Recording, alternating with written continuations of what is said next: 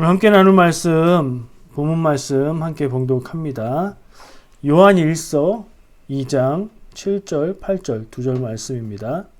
우리 같이 한 목소리로 봉독하겠습니다. 사랑하는 자들아, 내가 새 계명을 너희에게 쓰는 것이 아니라 너희가 처음부터 가진 옛 계명이니 이 옛 계명은 너희가 들은 바 말씀이거니와 다시 내가 너희에게 새 계명을 쓰노니 그에게와 너희에게도 참된 것이라. 이는 어둠이 지나가고 참빛이 벌써 비침이니라. 아멘. 자, 오늘 말씀은 좀 성경 본문을 여러 번 봐야 될 것 같아서요. 성경 지금 가지고 계시죠? 오늘 본문 말씀 부분을 펴놓고 같이 나누면 좋을 것 같아요. 요한 1서 2장 7절, 8절 말씀 부분을 펴두고 같이 말씀을 나누면 좋을 것 같습니다. 자, 오늘 나눌 본문 말씀 요한 1서 2장 7절, 8절 말씀이었고요. 제목은 옛 계명과 새 계명이라고 했습니다. 자, 옛 계명, 새 계명, 여러분들 익숙한 표현이죠. 뭔가 떠오르는 내용도 있으실 것 같아요. 자, 오늘 나눌 부분은 요한의 첫 번째 편지에서 두 번째 장입니다. 요한 1서 2장은 제가 오늘 말씀을 준비하면서 다른 때도 여러 번 읽기는 하는데 다른 때보다 한 2배 정도 더 많이 읽었던 것 같습니다. 왜 그랬을까요? 너무 내용이 좋고 은혜가 돼서 그랬을까요? 의미와 구조를 파악하기 위해서 어쩔 수가 없었습니다.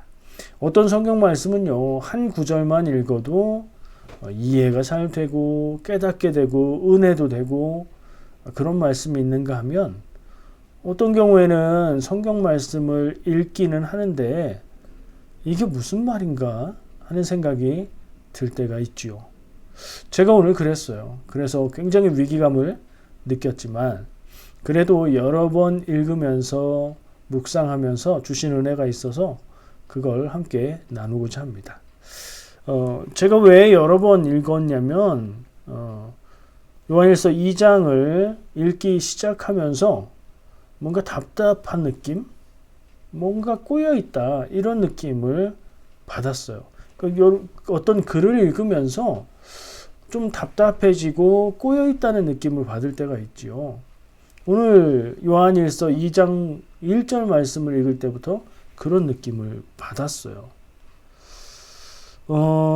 실제로 계속 읽을수록 답답하고 무슨 말인지를 정확하게 모르겠는 그런 느낌이 반복이 되었습니다. 근데 한 5번, 6번 정도 읽다 보니까 이 느낌이 사라지면서 뭔가 보이기 시작했어요. 다행인 것은 제가 성서학을 전공하지도 않았고요. 신학대학에 신학의 분야가 여러 가지가 있거든요. 여러분들 목사님들이라고 하면 성경을 다 전문가 수준으로 잘 알 것이다 기대할 수도 있겠지만 자기가 전공에서 더 많이 공부했던 전공 분야에 따라서 잘 아는 분야가 다릅니다. 저는 성서학 전공을 하지 않았어요. 그래서 어쩌면 더 성경 말씀을 조금 열정을 가지고 읽고 묵상하고 교훈을 찾으려고 노력하는지도 모르겠어요. 이 본문 말씀을 잘 아는 것도 아니었습니다. 이미 알고 있는 말씀이라면 어렵지 않게 그 깊은 핵심으로 들어갈 수 있었을 텐데 읽으면서 힘들었어요. 다행히 눈치는 좀 있어요. 사람들의 눈치는 잘 못 보는데 글을 읽으면서 행간을 읽는 눈치는 좀 있습니다. 그래서 여러 번 읽으면서 그 단서를 발견했어요. 참 다행이죠. 여러분은 그렇게 여러 번 읽을 필요가 없어요. 왜냐하면 제가 먼저 읽고 같이 그 과정을 안내해 드릴 거기 때문에 그렇습니다. 이런 표현이 참 그래요. 성경 말씀을 읽으면서 답답한 느낌과 꼬이는 느낌을 받았다. 어떻게 그럴 수가 있느냐? 목사가 어떻게 그럴 수가 있지? 그냥 문장이 그랬다는 얘기예요. 하나님의 말씀이 그랬다는 게 아니고요. 이유가 있어요. 여러분들도 보시면 알아요. 성경 펴놓으신 분들 한번 눈으로 1절부터 보시기 바랍니다. 어떤 느낌이 드는지. 제가 같이 읽어볼게요. 1절 말씀입니다. 나의 자녀들아 내가 이것을 너희에게 쓰면 너희로 죄를 범하지 않게 하려 함이라. 만일 누가 죄를 범하여도 아버지 앞에서 우리에게 대언자가 있으니 곧 의로우신 예수 그리스도시라. 아멘.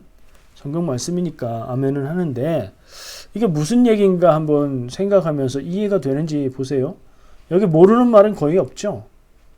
근데 자, 나의 자녀들아, 이 글을 쓴 요한이 아마 글을 읽을 성도들에게 말하는 거겠죠.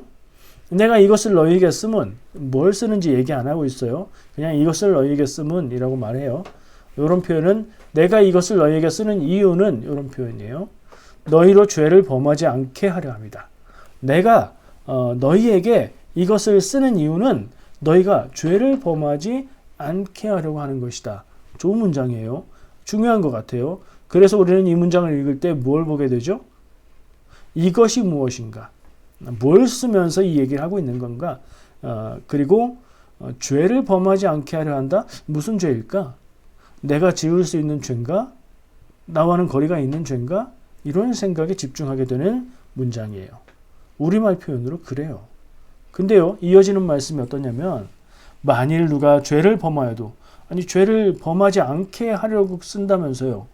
근데 만일 누가 죄를 범하여도 일단 뭐 만일이라고 했으니까 아버지 앞에서 우리에게 대언자가 있으니 곧 의로우신 예수 그리스도라. 예수 그리스도가 딱 나오면 거기에 딱 집중이 되잖아요. 우리가 읽는 그 말씀의 포인트가. 근데 지금 앞에서는 내가 이것을 너희에게 쓰는 이유는 너희가 죄를 범하지 않게 하려고 하는 거다 라고 해놓고 만일 누가 죄를 범한다면 이라고 또 죄를 범하는 경우를 가정하고 예수님 얘기로 넘어가 버려요. 말씀의 내용의 초점을 잘 못 잡겠어요. 앞에서 뭔가에 집중하고 있다가 뒤에 가서 더 중요한 게 나와서 길을 잃어버리는 그런 느낌이 든단 말이에요. 우리말의 구조와 상식으로 이런 문장을 읽으면 제가 했던 것처럼 여러분도 아마 이것은 무엇일까? 지금 요한이 쓴다고 얘기하는 이것은 무엇일까? 이 죄는 어떤 죄일까에 집중하게 될 거예요. 근데 문장이 계속 가지를 칩니다. 1절만 이런 게 아니에요. 계속해서 가지를 쳐요. 2절 읽어볼게요. 한번 눈으로 보세요. 그는 우리 죄를 위한 화목제물이니 우리만 위할 뿐 아니요 온 세상의 죄를 위함이라. 그는 아까 읽은 말씀에 이어지는 거니까 예수 그리스도죠. 예수 그리스도 너무나 중요한 이름이 나와서 거기에 집중하게 만든 다음에 그는 우리 죄를 위한 화목제물이다. 예수 그리스도가 우리의 화목제물이다 라는 또 다른 이야기가 나오면서 가지가 또 뻗어가는 느낌이에요. 와, 집중이 되는 느낌이 아니라 막 분산되는 느낌이에요. 우리를 위할 뿐 아니라 온 세상의 죄를 위한다. 예수님은 화목제물인데 우리만의 화목제물이 아니라 온 세상의 화목제물이다. 우리의 주의를 또 온 세상으로 확장시키는 표현을 쓰고 있어요. 어려워요. 집중이 잘 안 돼요. 무슨 얘기를 하고 있는지 따라가다 보면 자꾸 놓치게 돼요. 문장이 그렇단 얘기예요.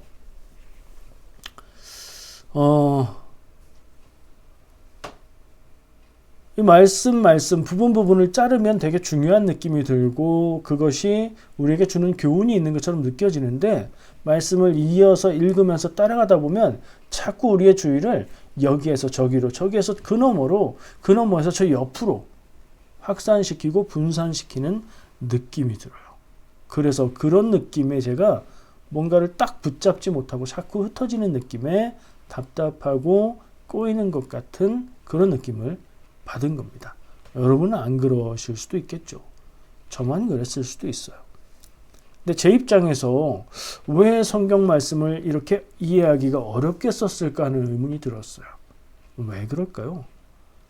확실히는 모르겠지만 둘 중에 하나가 아닐까 생각을 해봅니다. 첫 번째는 그 당시에 이 편지를 요한이 썼을 당시에 혹은 요한의 문체가 그런 거다. 그러니까 그 당시에 헬라어, 그리스어로 글을 쓰는 방식이 이런 방식이든가 아니면 요한의 글을 쓰는 습관이 이런 습관이든가 그럴 수 있어요. 그렇다면 그 저자의 글의 특징을 우리가 잘 따라서 갈 필요가 있죠. 아니면 또 한 가지 가능성은 무슨 말인지 잘 알아보기 어렵게 쓰는 거죠. 일부러. 뭐 하려고요? 이해를 못하니까 다시 읽어야 되는 거예요. 다시 읽어서 여러 번 읽고 묵상해서 그 더 깊은 의미를 깨닫게 하려는 강조의 방법일 수도 있겠다. 이런 생각을 해봐요. 뭐 같으세요? 잘 모르겠어요. 둘 다 맞는 것 같다. 그런 생각도 들어요. 확실히 성경에 있는 글들이 쓰여졌던 시대, 특히 신약의 시대는 지금 시대하고 달라도 너무 다른, 우리말의 언어 습관하고 달라도 너무 다른 그런 부분이 있을 것이기 때문이죠. 번역을 잘 해놓아도 그 의미를 찾기 어려운 이유가 여러 가지가 있을 수 있어요. 말씀은 그 뒤에는 또 어떻게 되냐? 예수를 아는 것으로 이어집니다. 예? 처음에 뭐 죄 얘기를 하고 죄 짓지 않게 하려고 한다 그랬다가 만약에 죄를 지으면 예수님이 변호해 주실 것이다. 예수님은 화목제물이다. 모든 사람들에게 화목제물이다. 이러면서 계속해서 막 확장해가는 느낌으로 또 다른 주제로 예수를 아는 것으로 넘어가요. 여기까지 읽다 보면 예수를 아는 것이 중요한가? 그걸 생각해야 되나? 하고 따라가게 돼요. 그의 계명을 지키면 그를 안다. 이런 표현을 하고 있고요. 예수님의 말씀을 안다면 그대로 행해야 된다. 우리가 익숙한 표현들이니까 어렵지 않게 들어와요. 그럼 이게 핵심인가? 하는 느낌으로 말씀을 읽게 되죠. 자, 제가 아까 1절을 읽으면서 두 가지 질문이 생겼다고 했어요. 그 문장을 따라가다 보면 첫 번째, 요한이 지금 쓴다는 이것은 무엇인가? 뭘까요? 이건 본문의 내용에 나오지는 않지만 짐작할 수 있어요. 그리 어렵지 않습니다. 요한이 지금 쓰면서 쓴다고 쓰고 있는 거죠. 뭘요? 편지죠. 이 글 자체가 요한이 쓰고 있는 편지잖아요. 그러니까 이 요한이 쓴다는 이것은 요한 1서 편지 전체를 가리키는 것이 아닐까 생각해 볼 수 있어요. 또 다른 가능성은 편지 전체라기보다는 지금 쓰고 있는 이 문단, 요 부분의 핵심의 메시지일 수도 있죠. 큰 차이는 없지만 그 두 가지 정도 가능성을 우리가 생각해 볼 수 있습니다. 그러면 죄는 뭘까? 아까 제가 무슨 죄일까 하고 궁금했다고 그랬잖아요. 이어지는 내용을 가지고 짐작을 해 보는 거죠. 말씀이 쭉 이어지면 앞에 무슨 명제를 주고 관계된 얘기를 썼지 않았을까 하고 찾아보면 예수를 안다고 하고 예수를 따른다고 하면서 그의 말씀을 지키지 않는 사람, 거짓된 것이고요. 진실하게 믿지 않는 거고 그게 죄가 아닐까 하는 생각도 해보게 됩니다. 왜냐하면 내가 죄를 지었을 때 나를 변호해 줄 분이 예수님인데 그의 말씀을 따르지 않으면 예수께서 나를 돕지 않으실 거라는 짐작을 하게 만들기 때문이에요. 문장 전체 요 지금까지 읽은 앞부분의 내용에서는 이런 생각들을 할 수 있어요. 저는 뭐 요한 1서 2장의 초반을 읽으면서 이런 식으로 이해하고 정리했습니다. 여러분 보시기에 이게 타당한가요? 말이 되나요? 사실은 이 정도를 제가 이 말씀에서 붙잡고 이해할 수 있게 된 것도 여러 번 읽고 반복해서 읽고 구조를 파악한 후에 가능한 일이었어요. 자꾸 구조를 얘기하는데 한 문장으로 되어 있는 게 아니잖아요. 여러 문장으로 이루어져 있고 우리가 국어 시간에 배웠던 글쓰기를 생각해 보면 여러 문장들이 한 문단을 이루고 문단은 나누어져 있고 연결되어서 의미를 설명하거나 강조하거나 의미를 발생시키죠. 자, 이런 구조를 제가 생각해 보다 보니 그리고 반복해서 읽다 보니 이 앞부분에는 내용을 그렇게 이해할 수 있었어요. 이쯤에서 다른 한글 성경의 번역을 비교해 보는 작업도 였습니다. 제가 함께 나눌 말씀을 준비하면서 하는 작업들이 이래요. 본문 말씀을 선정하고 본문 말씀을 읽어서 이해하려고 하고 필요하면 그 주변들을 다 읽고 더 필요하면 반복해서 읽고 뭔가를 좀 찾아보려고 노력하고 주석서를 참고하고 또 한 가지 참고하는 게 다른 번역 성경. 우리는 한글을 보니까 다른 한글 번역 성경을 비교해 보는 겁니다. 그랬더니요. 제가 주로 비교해 보는 건 공동 번역 성경, 새 번역 성경, 쉬운 성경 요래요. 읽어보니까 이 개역 개정 성경 제가 일단은 제가 읽으면서 답답하고 문장이 참 뭘 말하는 거지 하고 힘들게 느꼈던 부분이 훨씬 수월했어요. 공동 번역 마찬가지, 새 번역 마찬가지, 쉬운 성경은 더 쉬웠어요. 이건 번역을 이해하기 어렵게 한 부분도 없지 않겠다. 번역의 문제도 있다 하는 생각을 했어요. 이게 무슨 말이냐? 개역 개정 성경이 안 좋은 번역이다 이 얘기가 아니고요. 우리가 읽고 이해하는데 친절한 번역은 아니다. 번역은요. 완벽한 번역이 없고요. 모든 번역은 오역이라고 말하는 표현도 있어요. 외국의 언어로 말을 바꿀 때에 1대1로 단어를 바꾼다고 해서 그 의미가 그대로 전달되지 않는다는 얘기죠. 그래서 번역은 여러 개가 필요한 겁니다. 여러 성경 번역들을 비교하면서 읽어보면 그 원래의 문장이 가진 의미를 그나마 다각도로 이해할 수 있게 되는 거예요. 그 개역개정 성경은 우리가 예배 때마다 읽는 개역개정 성경은 사실은 통독용 성경이 아니에요. 통독을 목적으로, 그러니까 읽고 이해하고 깨닫는 것을 목적으로 번역된 성경은 아닙니다. 그럼 뭐 해줬냐? 예배용으로 쓰게 해줬습니다. 예배용으로 좋다 그러면 몇 가지 특징들이 있는데요. 읽었을 때 운율이 좋으면 예배, 낭독용, 그리고 여러 사람들이 함께 읽을 때, 그리고 암송할 때, 외울 때 좋습니다. 그리고 문장의 구조를 히브리어나 헬라어의 원문의 문장 구조를 가능하면 유지하려는 노력을 했어요. 그러다 보니까 한국말로 번역은 해놨지만 문장 자체가 한국말식이 아닌 거예요. 그래서 이해하기 어려운 부분도 있었겠다 하는 생각을 해요. 제가 아까 생각했던 그 저자와 그 당시의 문체와 또 강조하고자 하는 그런 부분들도 분명히 있고요. 번역 때문에 좀 이해하기 어려웠던 것 같다 하는 생각도 해요. 여러분 개역 성경으로 통독을 하다가 무슨 말인지 모르겠으면 다른 성경을 찾아서 비교해 보는 게 좋은 방법입니다. 여러분 짧은 구절이니까 영어 성경을 읽어도 훨씬 이해가 잘 될 때도 있고요. 제가 얘기했던 공동번역, 새번역, 쉬운 성경 등을 참고하면 도움이 많이 될 거예요. 근데요, 오늘 본문 말씀까지는 아직 가지도 않았잖아요. 지금 1절에서 6절까지 얘기를 제가 앞에서 해석하고 이해한 거를 예로 보여드린 거거든요. 진짜 문제는 이제 나옵니다. 오늘 본문 말씀으로 한 7절, 8절을 시작으로 하는 또 다른 문단의 내용은 거의 함정과 수수께끼와 몇 단계 겹겹이 쌓여진 이 장애들을 헤쳐나가야 말씀을 이해할 수 있을 것 같아요. 제가 그랬어요.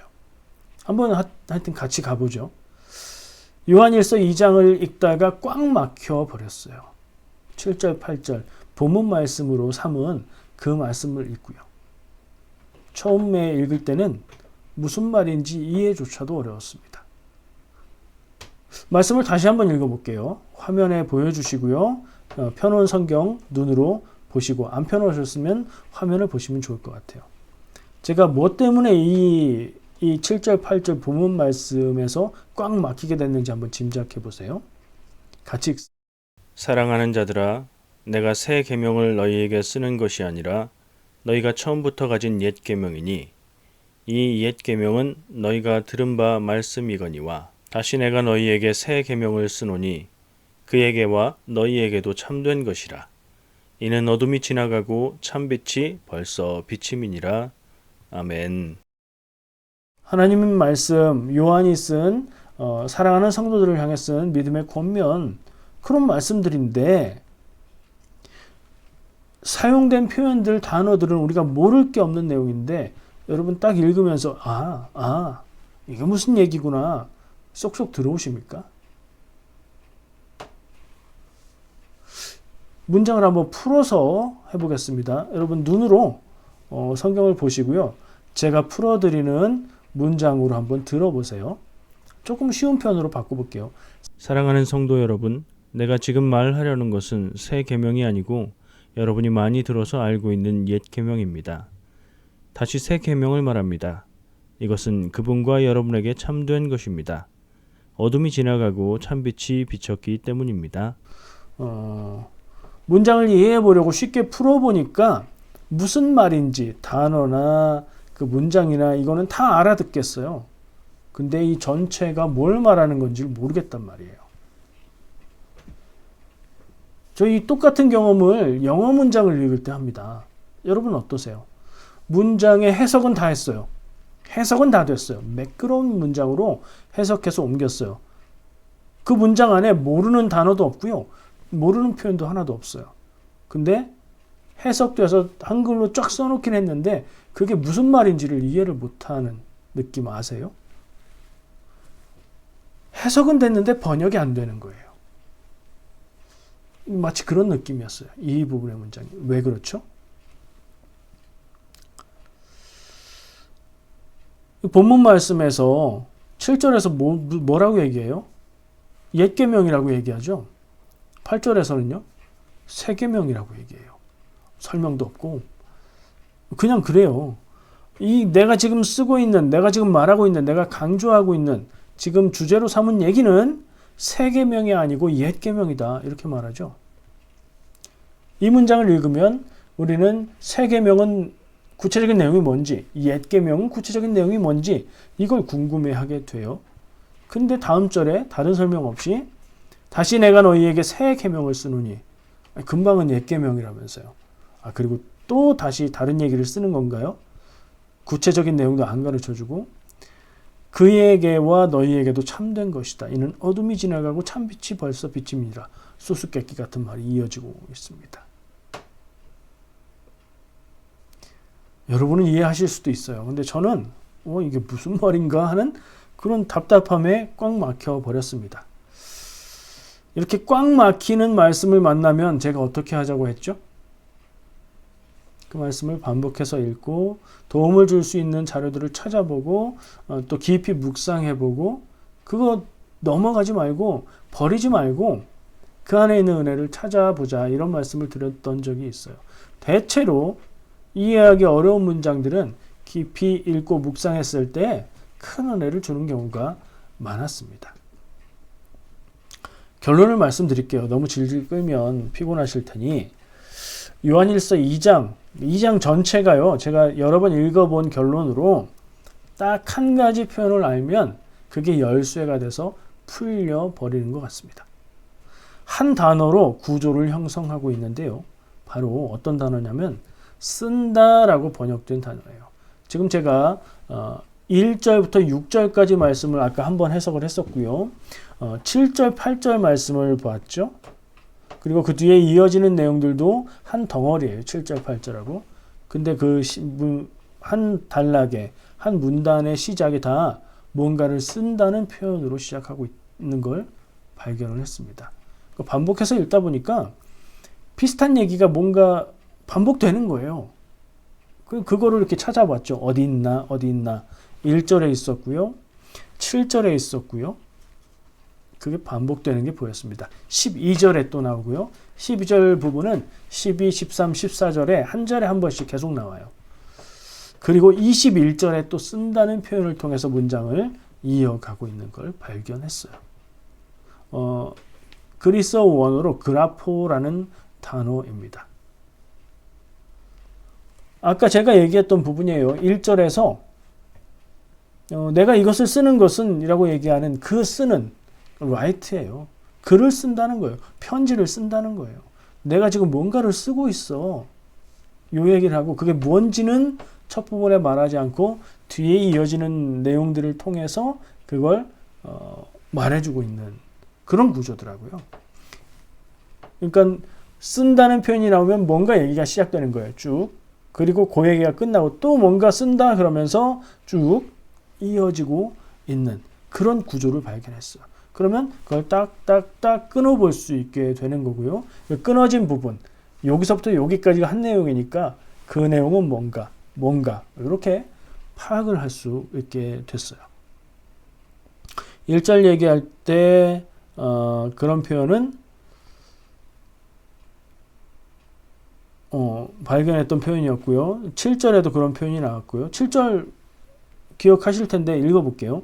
사랑하는 자들아 내가 새 계명을 너희에게 쓰는 것이 아니라 지금 내가 너희들한테 쓰고 있는 건 새 계명 얘기가 아니다.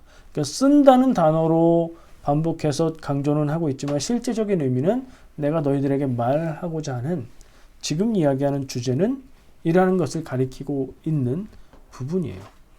12절은 이렇게 돼 있어요. 자녀들아 내가 너희에게 쓰는 것은 너희 죄가 그의 이름으로 말미암아 사함을 받았으며 21절에는 내가 너희에게 쓰는 것은 분명하죠. 제가 그냥 혼자 엉뚱한 소리 하는 거 아니죠.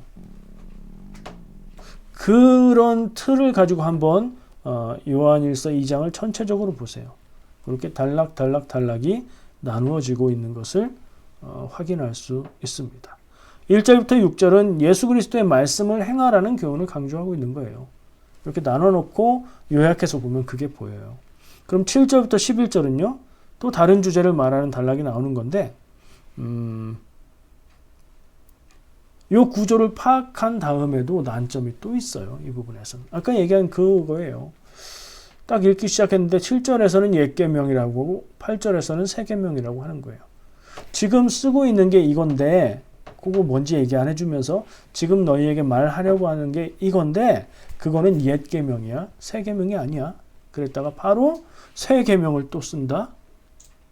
뭔지 얘기도 안 해주고 이해도 안 된 상태에서 옛 계명이라고 했다가 새 계명이라고 했다가 무슨 얘기인가. 한참을 생각해 보니 이 부분에서 강조하고 있는 것은 옛 계명이면서 동시에 새 계명이라는 말이더라고요. 이것이 뭔지를 파악하면 이게 말이 된다는 걸 깨닫게 돼요. 아마 제가 생각할 때 이 요한이 이 부분을 굉장히 강조하고 있는 것 같아요. 금방 알아듣기 어렵게 써놨어요. 직접적으로 나오지 않기 때문에 그래요. 문장에서. 여러분 양자역학 아세요? 과학과 물리학의 어느 정도 첨단 부분이에요. 학교에서는 아마 안 배우는 것 같아요. 거기서는 이런 얘기를 합니다. 빛은 파동이면서 동시에 입자다. 이건 들어봤죠? 관찰하지 않으면 파동처럼 행동하고 관찰하면 입자처럼 행동한다. 이런 얘기 들어보셨어요? 빛이 무슨 생각이 있고 의식이 있어서 사람이 쳐다보면 입자인 것처럼 행동하고 사람이 안 보면 자기가 파동인 것처럼 행동한다는 거예요. 근데 실험을 통해서 이런 결과가 나온다는 거예요.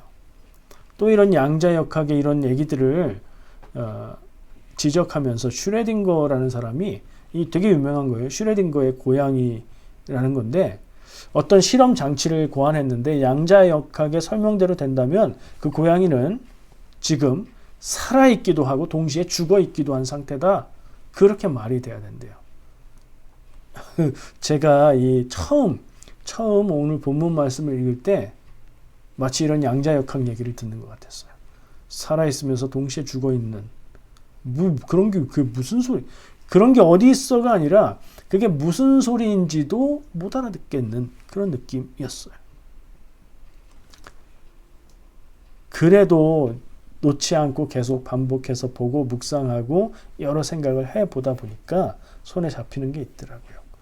자, 7절, 8절 본문 말씀에 이어지는 9절부터 11절까지 말씀입니다. 자, 성경을 보시고요. 빛 가운데 있다 하면서 그 형제를 미워하는 자는 지금까지 어둠에 있는 자요. 그의 형제를 사랑하는 자는 빛 가운데 거하여 자기 속에 거리낌이 없으나 그의 형제를 미워하는 자는 어둠에 있고 또 어둠에 행하며 갈 곳을 알지 못하나니 이는 그 어둠이 그의 눈을 멀게 하였습니다. 아멘. 쭉 문장을 읽어보면요. 거기서 반복돼서 나오는 어떤 강조점들이 있고요. 그 강조점들이 향하는 바가 보여요. 이 문장에서는 뭐가 보여요? 빛과 어둠이 보이죠. 그리고 형제를 사랑하는 것과 미워하는 것을 대조시키고 있어요. 빛은 형제를 사랑하는 것이고 어둠은 형제를 미워하는 거가 되겠죠. 근데 처음 읽을 때는 7절, 8절에서 뭘 강조하는가 그 주제를 찾으려고 이어지는 말씀들을 볼 때 쉽게 찾기가 어려웠어요. 여러분은 어떠세요? 새 계명이라고 얘기했다가 옛 계명이라고 얘기했다가 아니 반대네요. 옛 계명이라고 했다가 새 계명이라고 말할 수 있는 건 뭘까? 근데 떠오르는 게 있지 않으세요? 여기에 직접적으로 이거다라고 말을 하진 않지만 내용도 나와 있고 내용을 읽어보면 그래도 제일 좋은 거 있잖아요. 어둠에 속하는 것일까요? 형제를 미워하는 것일까요? 아니에요. 빛 가운데 있는 거고요. 형제를 사랑하는 거 이쪽이 아닐까? 하는 생각을 하다 보니까 번쩍하고 떠오르는 게 있었어요. 뭐죠? 예수님의 말씀. 요한복음 13장 34절. 이건 그냥 제가 읽어드립니다. 새 계명을 너희에게 주노니 서로 사랑하라. 내가 너희를 사랑한 것 같이 너희도 서로 사랑하라. 아멘. 예수님이 새 계명을 제자들한테 말씀하셨고 그 새 계명의 내용은 서로 사랑하라였죠. 오늘 읽은 9절부터 11절까지 말씀에는 비슷한 게 뭐예요? 형제를 사랑하라는 말씀이 나오죠. 이것이 만약에 7절, 8절에서 얘기한 옛 계명이면서 동시에 새 계명인 것이라면 말이 되나요? 한번 대입을 해볼까요? 일단 예수님의 말씀 안에는 새 계명이라는 단어도 나오고 서로 사랑하라는 형제 사랑이라는 말도 나와요. 딱 맞는 경우처럼 느껴져요. 그러면 이게 동시에 옛 계명이라는 게 말이 되면 이 이해가 맞다 생각할 수 있겠죠. 동시에 옛 계명일 수 있나요? 그럼 옛 계명은 뭘까요? 새 계명은 예수님께서 새롭게 주신 하나님의 뜻, 말씀, 새로운 계명인 거죠.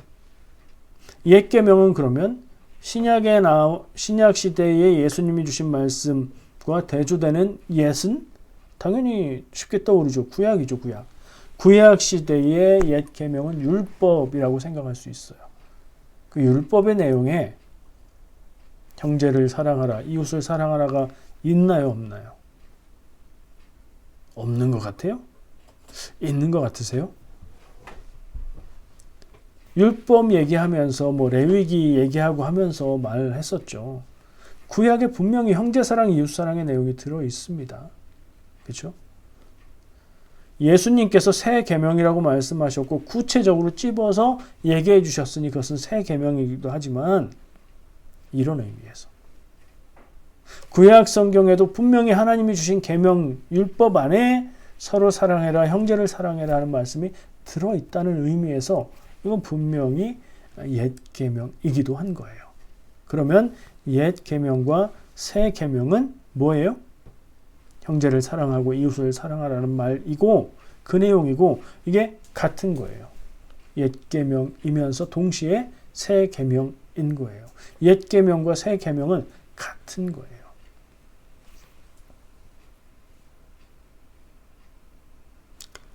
구약 성경에 어디에 있을까요? 우리가 떠오르는 부분은 많이 있지만 구체적으로 말씀을 찾아보면 레위기 19장 18절 말씀 원수를 갚지 말며 동포를 원망하지 말라. 내 이웃 사랑하기를 내 자신과 같이 사랑하라. 나는 여호와이니라. 아멘. 직접 말씀하십니다. 하나님이 내 이름을 걸고 말한다. 내 이웃 사랑하기를 내 자신과 같이 사랑하라. 얘기하셨죠? 옛 계명이죠? 그걸 모르고 깨닫지 못하고 엉뚱한 다른 거 지키고 있고 자기 편한 대로 악용하고 있고 그러니 예수님이 새 계명을 주노니 서로 사랑하라 라고 말씀하신 것 같아요. 여러분 고생하셨습니다. 이거 긴 내용도 아니고 정말 모르겠어요. 저는 이 말씀들을 읽으면서 처음엔 답답했고 반복해서 읽고 묵상하면서 무엇인가 길을 발견했고 그 틀을 가지고 다시 볼 때에 무엇인가 보였어요. 그걸 함께 나누고 싶었고요. 근데 제가 여러분을 고생시키려고 한 거 아니고요. 제가 잘난 척한 것도 아닙니다. 왜 이것을 그냥 결론만 딱 요약해서 얘기해 줘도 될 텐데 이 과정을 왜 함께 하고 있을까?